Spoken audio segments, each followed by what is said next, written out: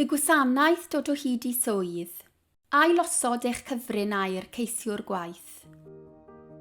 I ailosod eich cyfrinair ceisiwr gwaith ar wefan dod o hyd I swydd, dewiswch y ddolen mewngofnodi ar frig y dudalen.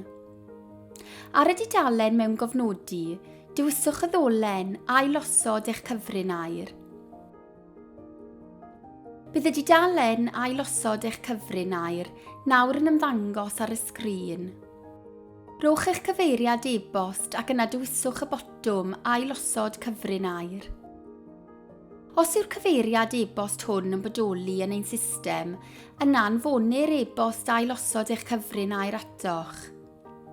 Defnyddiwch y ddolen yn yr e-bost hwn o fewn 24 awr I ailosod eich cyfrinair.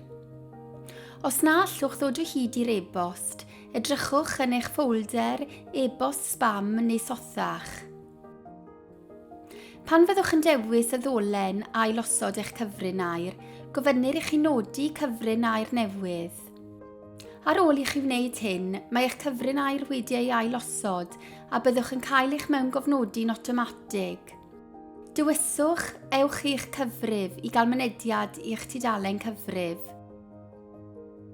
Mae'r gwasanaeth dod o hyd I swydd yn findajob.dwp.gov.uk ar gyfer swyddi llawn amser neu ran amser yng Nghymru, Lloegr a'r Alban.